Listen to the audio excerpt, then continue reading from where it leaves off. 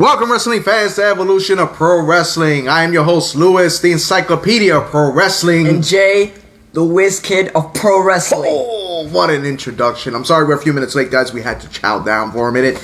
I'm pretty satisfied right now.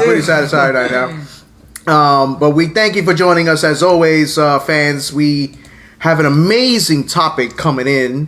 Jaden, we spoke about this last week, and now we're going to talk about it again. Absolutely. Mick Foley.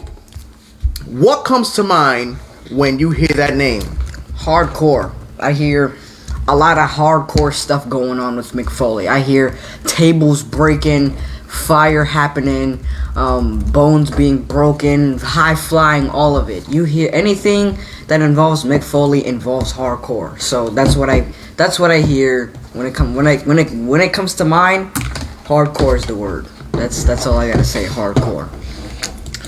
Well, when you talk about hardcore, this man has gone through hell and back with many amazing superstars, and the man had many personalities. He had Dude Love. He had Mankind. He had everything. He had everything going. Right.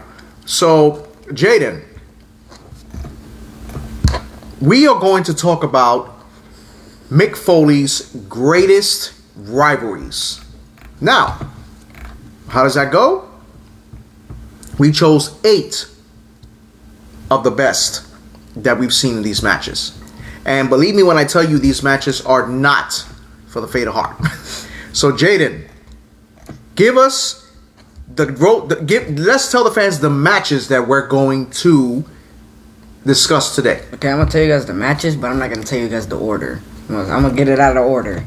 So we got Cactus Jack or Mankind versus Sting. Randy Orton against Cactus Jack. Mm-hmm. The Rock versus Cactus Jack. Edge versus Cactus Jack. Terry Funk versus Cactus Jack. Mankind versus The Undertaker. And Triple H versus The Undertaker. Triple H versus Mankind, sorry. Now, you hear those matches. You hear the superstars. Jaden, what comes through your mind when you hear this type of match with all these superstars? You hear dream matches when it comes to these type of superstars. You know, this is stuff that, nowadays you can really only see in a video game, because these matches that were on this list are pretty hardcore. And, that's why Mick Foley is the guy who he is today, because, excuse me, still recovering from the food. But, yeah. He, like you said, he went to hell and back, and he put his body on the line every time he fought against his opponent. So, these are just some great matches right here on this list. These 8 matches that are on this list are absolutely amazing matches. Of course, absolutely. And when you hear matches like that, it's like, okay, what's next? What are you gonna do? Right. And Christopher Brown says, in terms of opponents, Lewis, for me, there's 1 and 1A with me. Okay, further elaborate on that. Let me know, sir. Because when it comes to these matches are incredible. Like, let's just get right to one, Jaden. Like, let's give them a taste of the first match, because I'm eager to talk about this greatest rivalries. All right, you ready? Yes, sir. Let's do it. All right. First match on the line. First match on the roster. We got Triple H versus Mick Foley. And if I'm not mistaken, that was in a Hell in a Cell. Mm-hmm.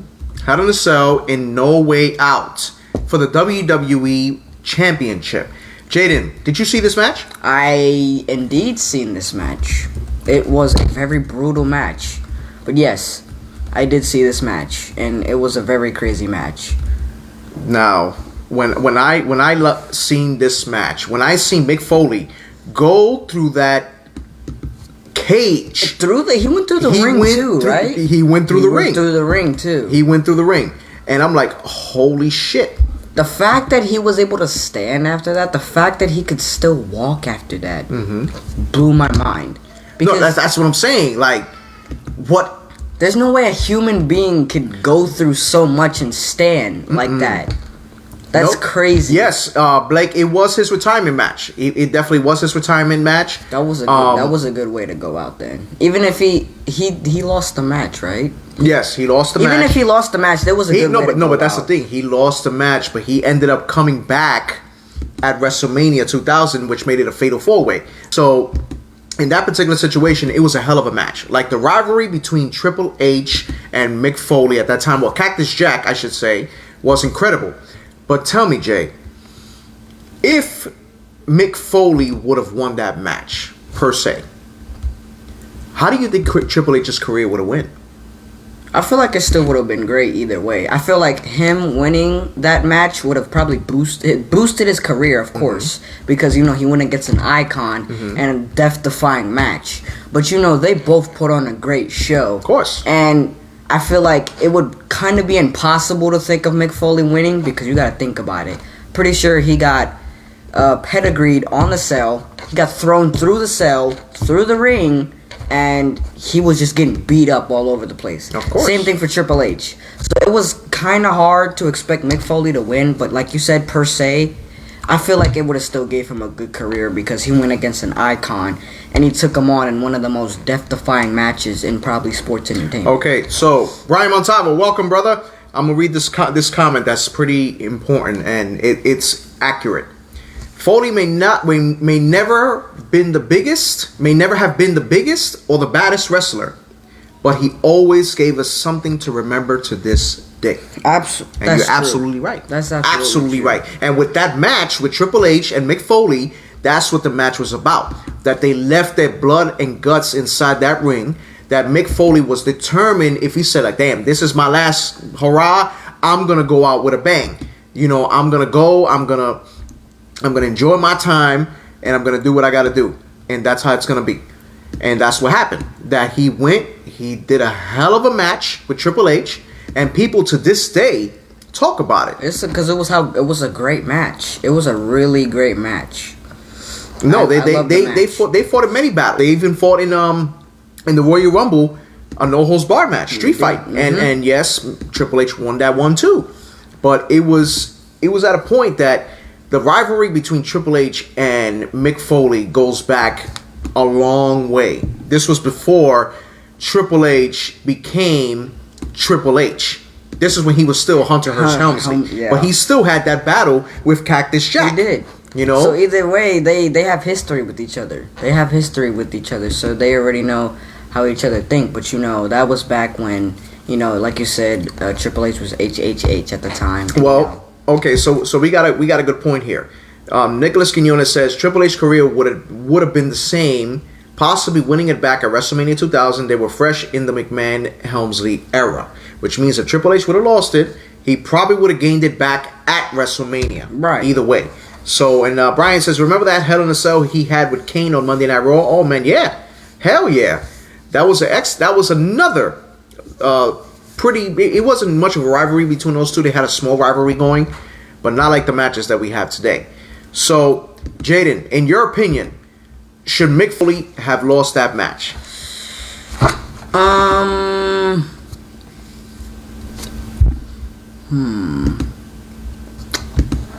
Wow. Honestly, I don't really know because I feel like either outcome would have been good because you got to think about it from both sides. Mick Foley got a great outcome when he lost the match because of the thing he did. Like a regular man is not just gonna throw himself through a cell and fall into the ring. But you also got to think about it. He would have been an extreme soldier if he would have won the match, knowing he got thrown through a cell, got pedigreed on the cell, and still managed to capitalize the win. So, honestly, I don't know. If you want me to be honest, I don't know. Because he would have had a great outcome from both sides of it. I think he was already at the peak of his career that he needed to retire already. He was taking too many bumps. He was taking too many things going on. And it was just, his body was just already beat up. So it was about that time that he did it. But he went out in style, though. That's what you could say. He went out in style. Even though his body was so beat up, he went out in style. No, he definitely went out in style. But I think that we're going to get to a moment that we think really made Mick Foley. what really made his career, you know, and we're gonna get to that. But Jaden, that match was awesome, and I will still watch it to this day. Me too. But what is the other match that I would prefer to see? Cactus Jack against Sting. Whoa! Earl Smith just mentioned that in the comments. Earl, I was watching. I'm paying attention. He said that was the greatest rivalry of all time. According to him, that was the greatest. It was a really good rivalry. I've seen that. It was a really great rivalry. No, it was definitely a great rivalry. You know, those two, they went at it. Like, they didn't... Sting at that time was the babyface of professional wrestling. But before we get into this match, Jaden, guys, please feel free to share our content all over social media. Bring your friends, your family, your cousins all over the place. Everyone. Bring them in. Let's talk about Mick Foley's greatest rivalries. 8 of the top hand-picked matches that we have picked for this topic today. So, Brian says, Boiler Room Brawl. Blake says he disagrees with Earl. Here we go. The gloves are all controversy already. Listen, when it comes to Mick Foley, we can't really decide which one is the best. You can't, because there's so many. It's hard to choose. Like someone said in the comments earlier, or Brian said in the comments earlier, Mick Foley always gives you something. Exactly. So it's really hard to decide. Like you said, it's hard to decide because either way, he always gives you something to remember him from. Yeah. Well, we got Nicholas Quinones that also disagrees with Earl. He says him and Vader. Those two had a massive rivalry in that time, but we're going to get to that because it's in this list. So, Jaden, Cactus Jack and who was it again? Cactus Jack and Sting. And Sting. Whew. That rivalry was crazy. Like, it's...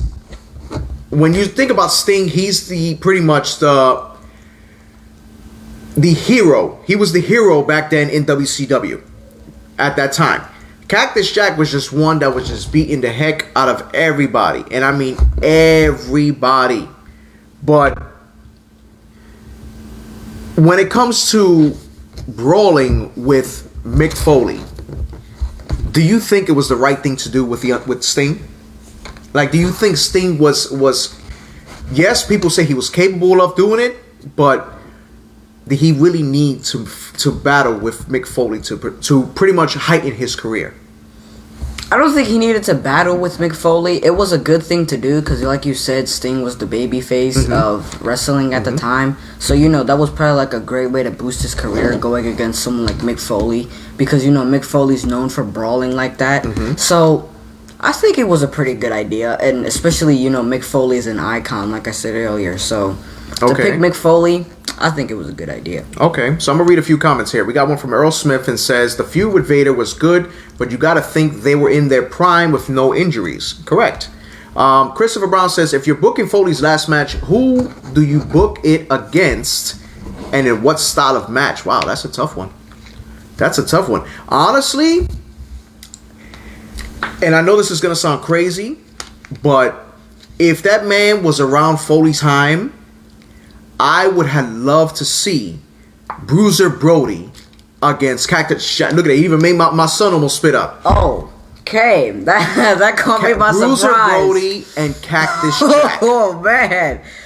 That one caught me by surprise. Texas death match. I agree with you on that one. I would have loved either that. Even Mick Foley said it. He said he would have loved to work with Bruiser Brody. Either that or an Extreme Rules match. I would like to see that. Yes. Either one would have been amazing.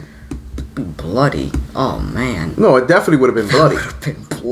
Definitely would have been bloody. I'll tell you that much. Yes. It's like you see those two men and you hear, damn. But we're gonna jump back into that topic of Sting versus Mick Foley. Now with Cactus Jack, I should say. I think that Brian says Foley was a machine. Those bomb and explosive matches he had were unbelievable. It didn't matter how much he lost his matches. Foley is a demo god. Laughing out loud. He is. The man is a human wrecking machine. He was unstoppable. I think he meant. But with him and Sting went to new heights. Like his career went to new heights the moment he got into it with that with that rivalry. Like they had a pinfalls count anywhere match. The rivalry goes back a long way. Like like these and Mick Foley was not afraid to go for it. Like that's kind of what I'm saying. Like Mick Foley, I feel like Mick Foley wasn't really the guy to sell a match, but if he did sell a match, he sold the hell out of it. Exactly. He sold the hell out of it. That's what I'm saying. So you couldn't. That's what Brian is saying. They always left you in suspense when it came to something like that. Exactly. You know what I mean? I'm saying. So it's like shit. Like you put these two together, and then you would never have thought of this can come out from Sting. Like this aggressiveness when they had that match in Falls Count Anywhere. I feel like that would have been the perfect time to turn Sting heel.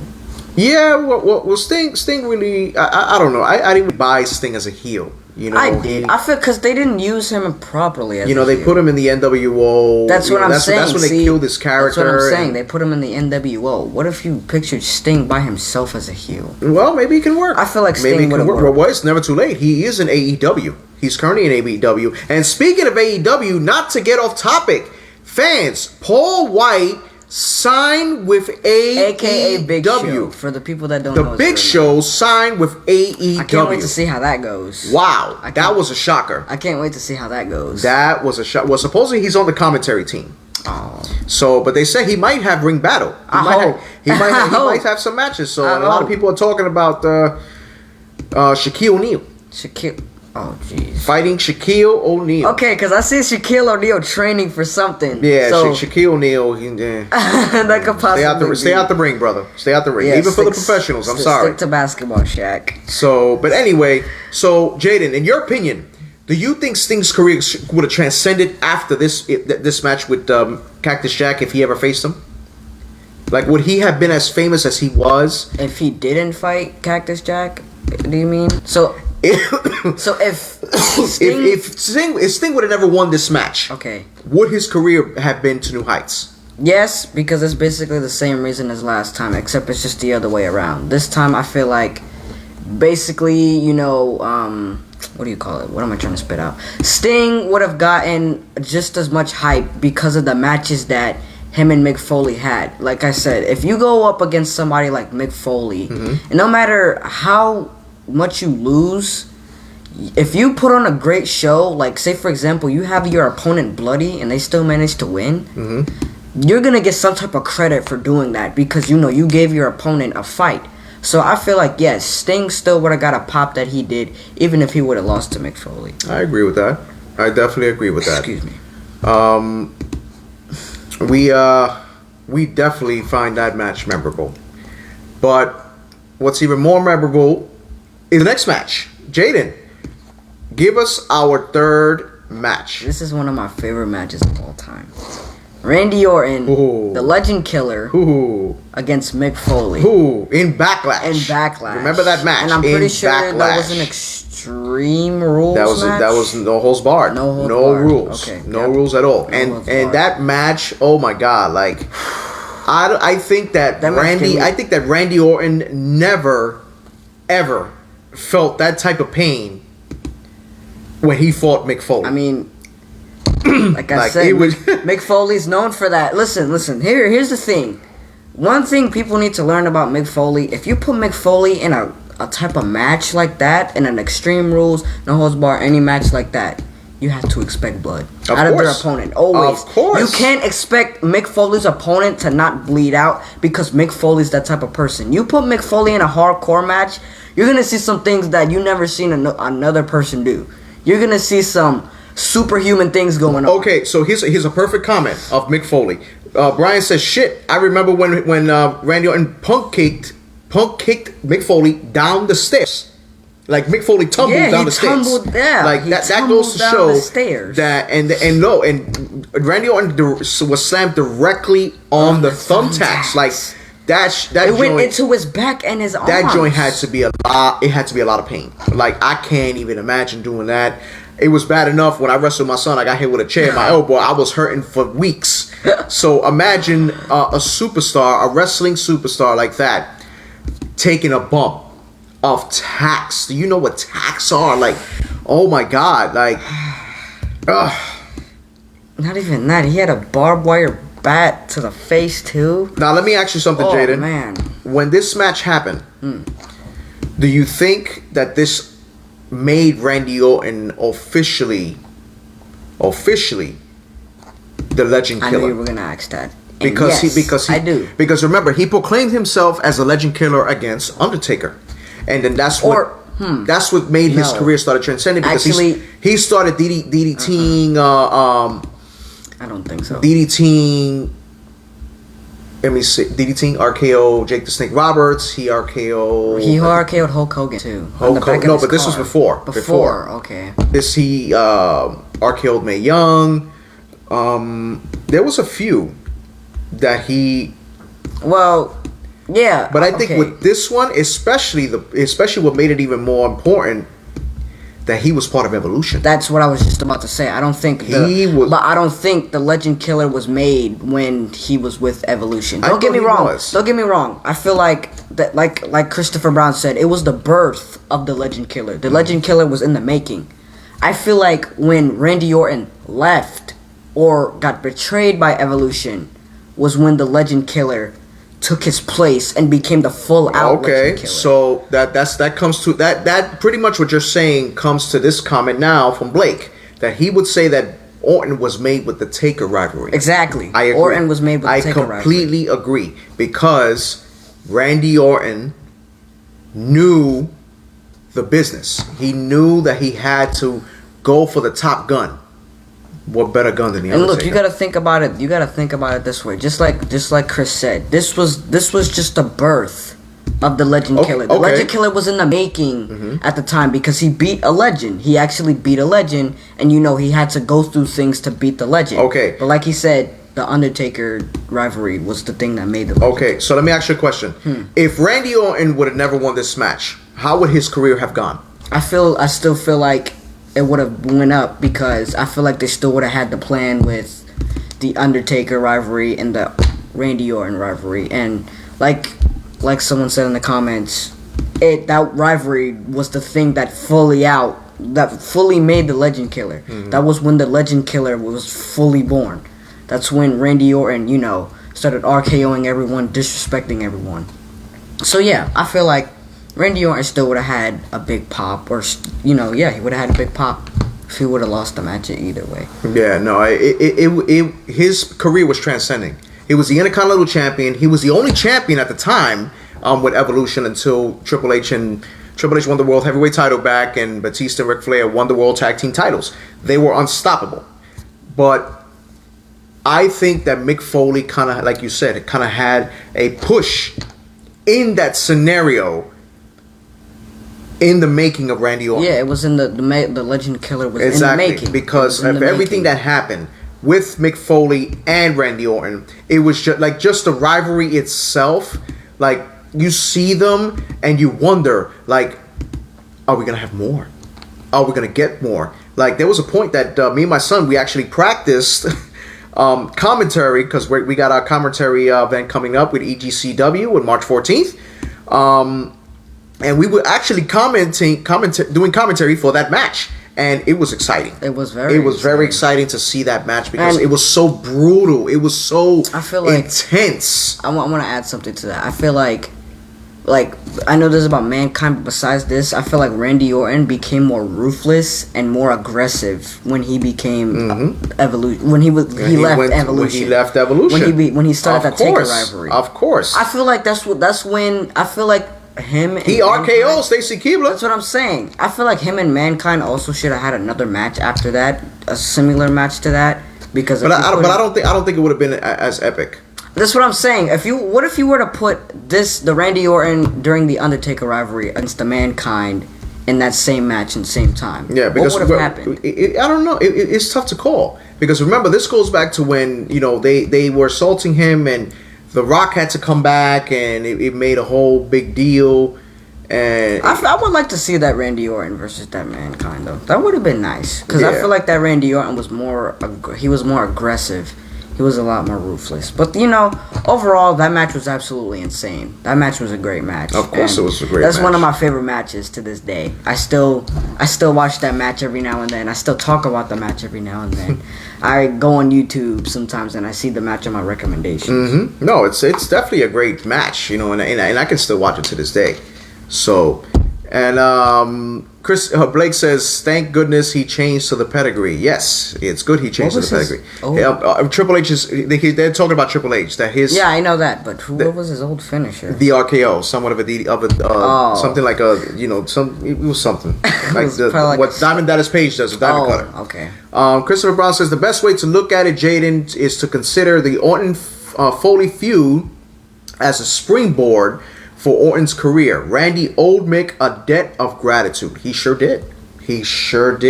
And that brings us to our comment from Brian that no matter how many wins and losses Mick Foley has, he always leaves you with something remembering about him in his career. Always gives you something to remember. Exactly. So, but he left us another match that we want to remember, which is the next match, Jaden. Which one is that one? The Rock against Mick Foley. And this one is the Sunday Night Heat halftime show. This was a empty arena. I love this match. Oh yeah, I love it too. I could watch this match over and over. Like, I would not get bothered by this match. Me too. And Mick Foley won this match. And he said, Jack Daniels up me to my knees. I'm like, Jesus Christ. I'm like, this guy is hilarious. Like, I loved it. Rocket Sock Connection. That's what made it more epic. That like they had a very great connection, Mick Foley and The Rock. You know, they had a great rivalry going back to when they first started. First when The Rock was in the Nation. You know, him and Mankind had a few battles, and then eventually, that's when The Rock went solo. They fought at Survivor Series for the title because it was vacated, and then The Rock joined Vince McMahon. And then that's when The Rock's career went to new heights. I feel like that Mick Foley match also helped his career out too. Of course. That most definitely helped It helped him, but you know why it helped him? Because The Rock was considered, at that time, he was considered a babyface. He was a face. But then, when Mick Foley... Yeah, oh hell yeah. I remember that. When Mick Foley got cuffed in the Royal Rumble, like, he got handcuffed. And The Rock was beating him with the chair on his head multiple times. And you could see the blood and his actual gush. Like, you see from here to here, they had to put stitches in his head. And Mick Foley can take things like that. Yes. Mick Foley is a superhuman. But what's crazy is that his kids saw it. Oh. You know, which was even more crazy. But they were some crazy chair shots. Yeah. See? This is what I'm saying. That match, an empty arena match, Mick Foley put a forklift on him to win the match. Like, you can't get no better than that. I'm sorry. Wrestling, this is good old-fashioned wrestling. I'm sorry. Look, they didn't even stay in the arena. They went all over. They went all over. Yo, they he went got in the beat. kitchen. Mick Foley got beat. He got put in the heater, in the oven. It came to the point where Mick Foley was wrestling with one shoe. One shoe. And then The Rock put Mr. Socko in the oven. I'm like, Socko, put me in the oven. It was hilarious. It was so hilarious. That match was so great. I love that match, man. I can still watch that match to this It was day. amazing. It was amazing seeing the rivalry. They went, like Jada said, they went all over. They went to the concession stand. They went downstairs. They went outside. All over. Like, it was, yep. Brian even said it to Nicholas. Yep, I remember. It's something to remember. It is most definitely. Like, when you see something like that, it's like, like, you see these matches now and back then, you can't compare. I'm sorry. I love WWE. I love wrestling, but it's not comparable. No, it's not comparable. I'm sorry. I say the best thing going on right now is indie promotions. Indie wrestling and AEW. Surprisingly, I'm surprised I said that. I agree. I might get Blake on my good side. I agree with you though. But this rivalry was crazy. And then I forgot where else they went. They went into the kitchen. Everybody was eating. He threw hot food on Mick Foley, like really hot food. I'm like, with some popcorn. I'm like, Jesus Christ. He's saying this is mild. It's mild. I'm like, Jesus Christ. I'm like. He like The Rock knew what he was doing. The Rock in that match, he knew what he was. And Mick Foley just he was classic. Like you said, whenever Mick Foley sells a match, he sells. Listen, he snuffed himself on the refrigerator, like head first. Who does that? Mick Foley. I wouldn't do it. Hit him with the pan. Do some popcorn at him. Hit him with a rack. Do soda on him. Soda. Threw him against the table. Went through an office. See? Oh man. See, look at this. Look at this. I got 2 comments here. See, look at Blake. He doesn't know how to act. What did I hear that right? Christopher Brown says, look at it now. So look at it now, Lewis, that we're older, we can appreciate it more. Of course. And Brian says, I appreciate the matches. Of course. Brian says, half of the modern day performers now wouldn't survive with those chair shots. Hell no. No. Hell no. Forget the chair shots is a good point. Half of these modern superstars couldn't take half of what Mick. Yeah, no. Oh, perfect point right here. What Nicholas just mentioned. Foley also got kicked by The Rock down the stairs. No. He also hit him with the garbage can. He hit him with a garbage can. But that's what I'm saying. And then kicked him down the stairs. And he went tumbling down the stairs. Like, you said, I'm like, yo, what is this guy like? He really must love this. No, he really must love this business. And then he literally took like hot food to his body. No, listen, like, that was legit. Let me tell you something. That was no fake food. That was legit. I don't care what type of stuntman people call him. The man was a legend in this business. He knew how to put a crowd.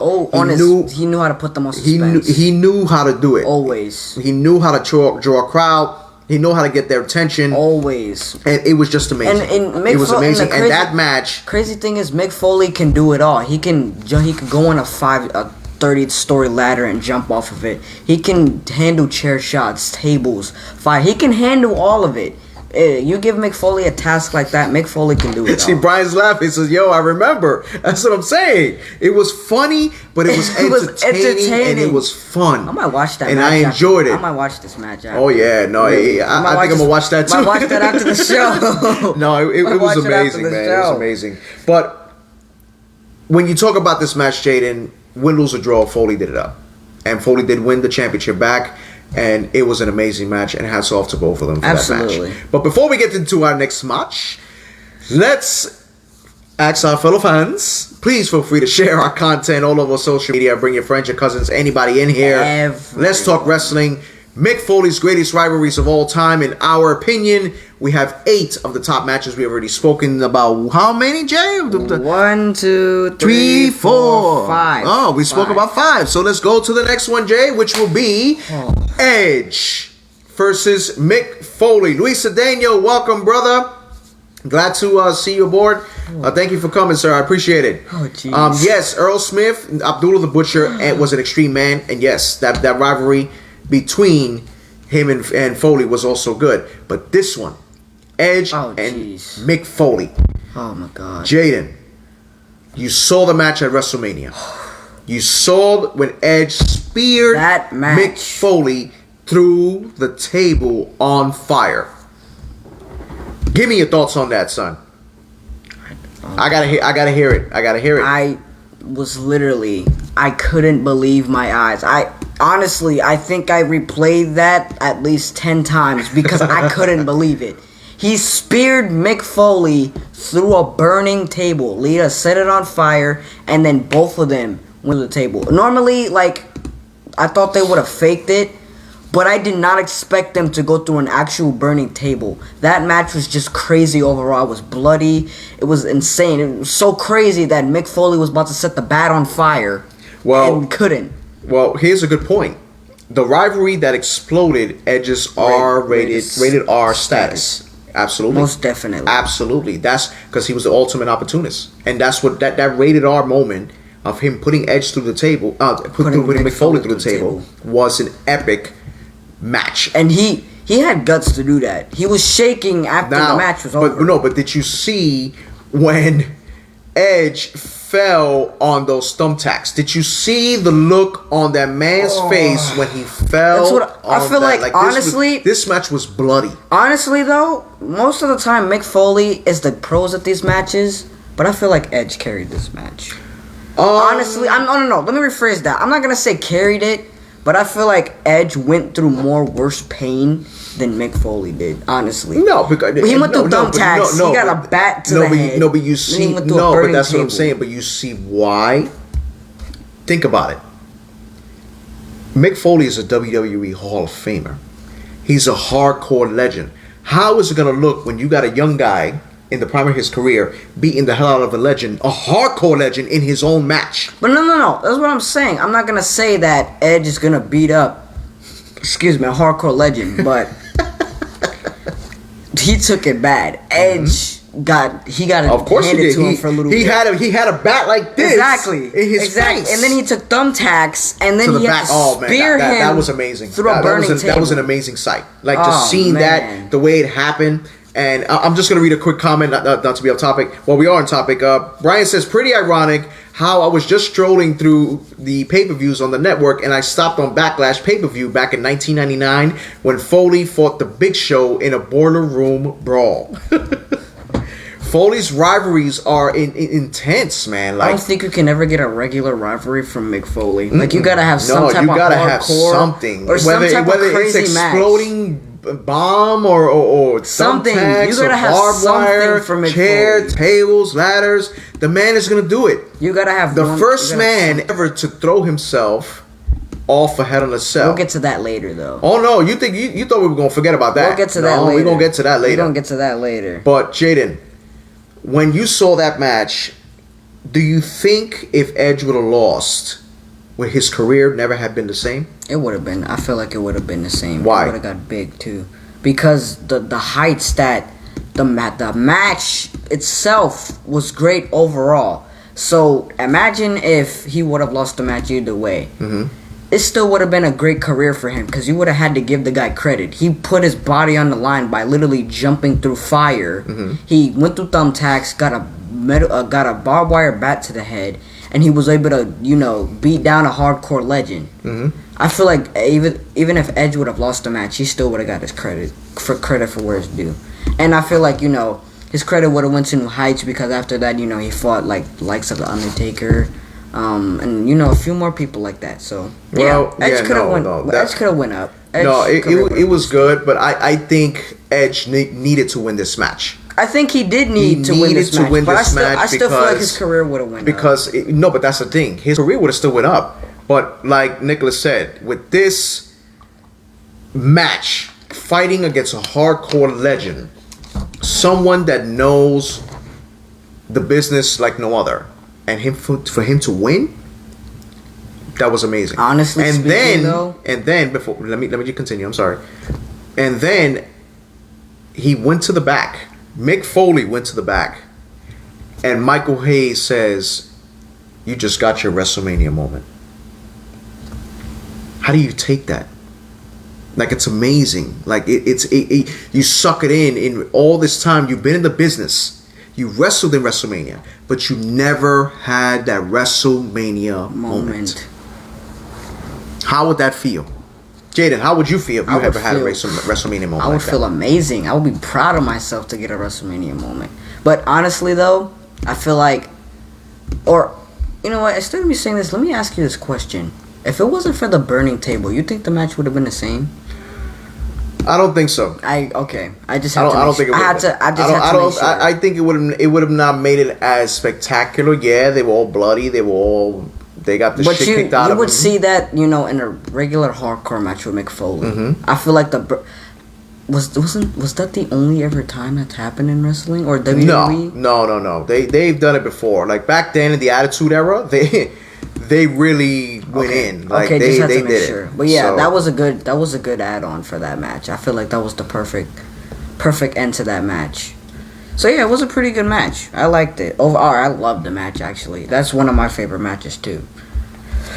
Yep. Well, we got a good point right here for Brian. He said that Mandible Claw finisher was a perfect finisher for his Mankind character. It was so good that now the best character in WWE, The Fiend, now uses the move. That says a lot. Yes, it sure does. It sure does. And that's what made him Mankind, that he was able to stop you like pretty much like a tarantula. Right. Like, just come at you. And that's what Mick Foley did. And that's what he did against Edge. And hats off to Edge.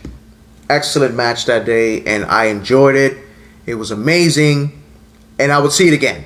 I would all the time. I would see that match. I would definitely see that match. Absolutely. But Jaden, what other match will we see? Well, we will see Terry Funk. Who? Wait a minute. I gotta announce this one. This one is a classic. A classic rivalry that has been going on for 30 plus years before these two men retired. Cactus Jack and Terry Funk. The hardcore legends, both of them. Both of them WWE Hall of Famers. And when I mean these two were in brutal battles, I'm telling you, Jaden, I'm surprised these men are still alive. I'm dead serious. No, I'm not saying that as a bad thing. But these men took it like they went in Japan, in all over the United States. Like, guys, tell us your thoughts on this rivalry. Terry Funk and Mick Foley. Cactus Jack. The sad thing is I've never seen this rivalry. Oh, Jaden, what are you missing? I don't know. You came up prepared on my show. I've heard the rivalry. I've just never seen it. I honestly was never really interested in it, or I didn't really know much about it. Well, I'm gonna keep it real. I didn't really know much about it. Well, it was an excellent rivalry. Like it made Roman Reigns and Jey Uso's rivalry look like peanuts. No disrespect intended to them. But big fan. I get it. But I get it. You can't compare those two. I'm sorry. Not Mick Foley and not Cactus Jack and Terry Funk. Yep, they did. They sure did, Brian. Wow. And Blake says 30 years Mick and Terry wrestling when Mick was 10. Yep. And Wait, Brian says they had beer. 10 years old, he was wrestling. Wow. Okay. 10 years old, he was wrestling. And Brian said yes, he had beers after. They did have beers after the match, of course. So he had a beer. They got along with each other then. They got along with each other, but you couldn't back then. You couldn't break kayfabe. What is that, character? Pretty much character. Like pretty much, you're the bad guy, I'm the good guy, or whatever. We can't be seen with each other. So that's. But back then, they didn't really care. That's who they were. They were best friends. They hung out with each other. They chilled with each other. The rivalry was, and it's like, And Earl Smith says Cactus is great, but he didn't have anything on Funk. Listen, the rivalry between those two was, yeah, the Uso and Reigns had a little rivalry just for a moment. Jey Uso just for a little bit, but yeah, don't do that. Yawning, they're still better than AEW. Sorry, I had to catch you in there. But these two men went through death matches. Like, oh my God! Like, what's next? What's next that's gonna happen? Like no, it was. But picture Mick Foley having a match the same way with. Okay, let me put it to you this way. Picture him in a match that he had with Randy Orton, Undertaker, and Edge in one match. Oh God. Oh God. Okay. This is like a extremely brutal match. That sounds very, very that brutal. These men left in a bloody pulp. Like, I mean, super bloody. Like it was tough. It was really tough when those two. When those two. Like, I'm like, oh my God. I'm like, it's crazy. That sounds dangerous. Dangerous. Oh man, no. Let me see. This is why I didn't want to say this. I said it's one of the best, not the best. Still, WWE is top. There's no comparison. Like I said, right now the best thing going right now is AEW and independent wrestling. Yes, but overall, the top company always will be the WWE. Yes, AEW is keeping up there. They got some great signings. They got some great talent. But WWE, no matter what, if they keep beating them, no matter what if they keep beating them in NXT, that don't matter. They can't deal with the ratings of Monday Night Raw and SmackDown. It's just not going to happen. Guarantee though. See right there, look, exploding. Even Earl said it. Exploding barbed wire matches, like, and look at this. Put it this way. Have you ever seen back then John Moxley? Okay.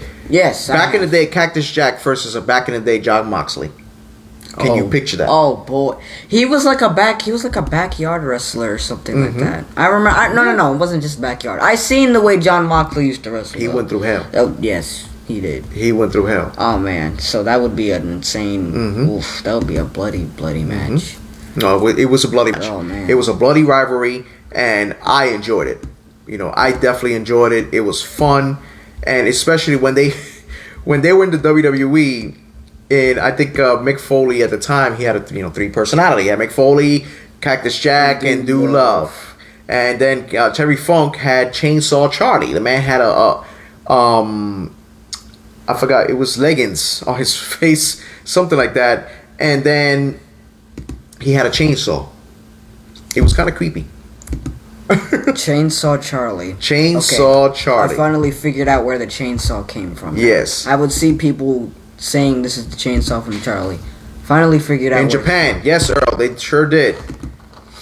Oh man, it's just amazing. Just that rivalry was amazing, and I will still talk about it to this day.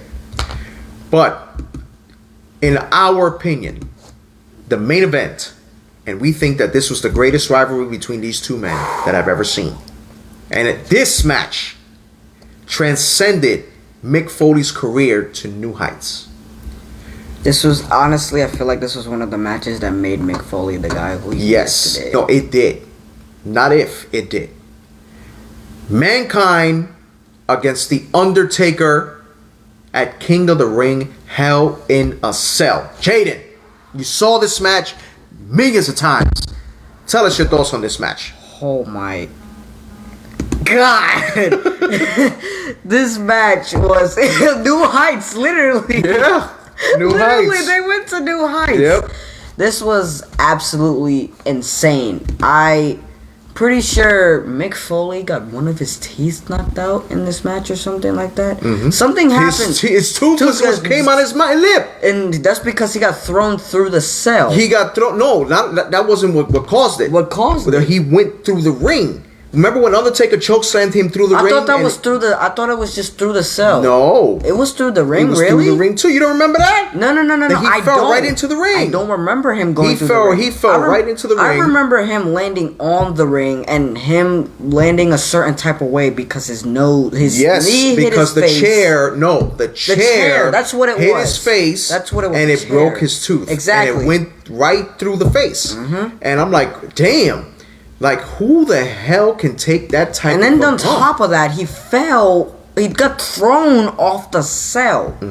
To start off. He got thrown off the Hell in a Cell and landed on an announce table. And I'm not talking about, like he stopped himself from falling hard. He went back first, right onto the announce Listen, table. okay, here's a valid point. Well, Brian says, listen, this match was a jaw dropper. No one knew the drop was going to happen. Absolutely no one. So wait a minute, like not even like the back, like the I think the only one maybe Vince McMahon, but if not, I don't think anybody knew. Didn't Vince McMahon like get mad for him doing that or like said something to him? He said something to him like, please don't ever do that again.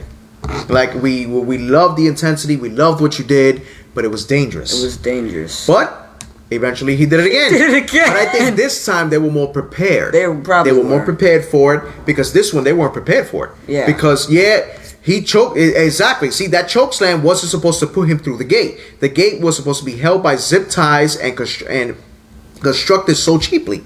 That's what I'm saying. When he fell in that ring, all you hear from Jerry Lawler, "Oh my God, he's dead." That's all you hear. That's all you hear. Like, he's dead. That's it. Oh my God, he's dead. Yeah, like people thought he was dead. Like the way he landed, it was like holy shit. Like what happened now? Like what's going down? I can't with that. He's dead. But that's how brutal he landed. Oh yeah, I've seen it. I've seen it. Landed. That it was. I can't get over that now. I gotta watch that match again. Oh no, man, it was crazy. No, it was crazy. But that was the match that transcended Mick Foley's career to new heights. That was the rivalry. Literally. The Undertaker made him famous, and he made himself famous. He's God is my witness. He's been broken in half. Brian says, then Taker chokeslammed Terry Funk and his sneakers fell off. I remember that. No, he chokeslammed him. He came right off his shoes. I'm like, Jesus, man. Oh, man. I didn't think it got power like that. Yeah, no, it was wow. crazy. No, you're absolutely right, Earl. He says, I think half the world thought he was dead. Wow. No. So they literally thought he died. The way that's what I'm saying. The way he landed. Okay, I took this as a joke, but now people actually thought he was dead. No, the way he landed. I'm telling you, he landed hard. Like, I'm talking about through the cell? That's 20 feet. 20 feet that you're falling then through. Then he felt like he hit himself on a chair to top it off. Yes, and mind you, Brian got a good point too. That Taker fought with a broken ankle that match too. Wow. So imagine these two, like, they gave the fans everything they had. They gave the fans look. He said, "I'm about to watch that now." We got him right now. He wants to watch the match. I want to watch the match too. I might watch that too. No, but this is what we like. Watch that too. We bring the fans to like, damn. Let me go. I'm thinking about it now. Let me go watch it on the network. You know, it was amazing, man. And Christopher Brown says, "Rewatch the full match, Jaden." Yo, it was a hell of a match. He's dead. Like, no, that's how bad the fall was. Oh man, that's how bad the fall was. As my witness is broken in half. No, it was crazy. And the commentary for it was great Jim too. Ross, the Jim commentary Ross and Jerry Lawler, that was amazing. they made that match too. Oh yeah. Like, with those two guys, commentary, then the two superstars, it was like, it was great. That was a dream match. Yeah, no, it was great. It was a great match. It was epic, and hats off to both of them, to Mick Foley and Undertaker, because they put on an absolute show. I could fall from probably my bed and I could get hurt. You imagine me falling through a cell? Are you crazy? Papa. No, couldn't do it. Much respect to the superstars, to all wrestlers, all wrestlers for the bumps and bruises they take, because I could do it. All, like you said, all bumps and bruises. I salute all wrestlers, but like someone said earlier, the wrestlers now can't take what happened. What the wrestlers they can't take that now. They can't take that now. So not at all. No, absolutely not. So, but Jaden, unfortunately, our topic is done for today. Guys, thank you for watching. Thank you for all the support you've been giving us. Thank you for tuning in. Thank you for sharing our content. Please feel free to follow us on Facebook, Instagram, YouTube, and Twitter, and TikTok. And please feel free to subscribe to our YouTube channel, Evolution of Pro Wrestling. We are red hot right now. We're coming in with brand new topics, brand new events. As you guys saw, we posted coming up March 26th, the Rumble of Evolution. Every major promotion, AEW, AWA, ECW, WWE, WWF, WCW, NWA, like it's I can't even remember. But we're gonna draw 30 men at random. You, the fans, are gonna pick the scenario to this thing, and we're just gonna have fun, and we're gonna mark out and do these scenarios of how they get eliminated, who's gonna be the top 4, who's gonna be the winner of the Rumble of Evolution. It's gonna be amazing. Yes, AWA. Yes, I did mention that, Blake. So, but Blake says next week we're going to run down the AEW pay-per-view. I'll think about it. I'll think about it. Christopher Brown says ICW. I'll check it out, because it's 30 men. So let's see how we can fit all these top stars in 30 men. Like, who's going to get picked? That's going to be the crazy part about it. Right. You know what I mean? But what about next week's topic? Next week's topic, fans, we are going to discuss for the first time ever the first 2 episodes of the Monday Night Wars. Yes, we are doing a segment every month of the Monday Night Wars. We're gonna go all the way until the end, until it can't be no more. You know, it's when you talk about the Monday Night Wars, this is what made the Attitude Era. This is what made WCW to new heights with the NWO, right. And WWE made The Rock, Stone Cold, Edge, and all these other people. You know, so it's like, what happened, Brian? I'm sorry, what's that face for? I'm sorry. I don't know what's that face for. But that's what we're going to be discussing next week. The first 2 episodes of Monday Night Raw and WCW Monday Nitro from the Monday Night Wars. And we're anxious to see what your opinion is about the first 2 episodes of Monday Night Raw and WCW Monday Nitro. From myself, Lewis, the Encyclopedia of Pro Wrestling. And Jay, the Whiz Kid of Pro Wrestling. And from my wife and producer, my lovely wife, Yesenia. Thank you, fans, for joining us. And Blake, no, sir, I'm not going to explain. I am a huge WWE fan. I like AEW, but I'll think about it if we're going to talk about AEW. It's because of Cloud. But yes, thank you, fans, for watching. We'll see you next week for the Monday Night Wars.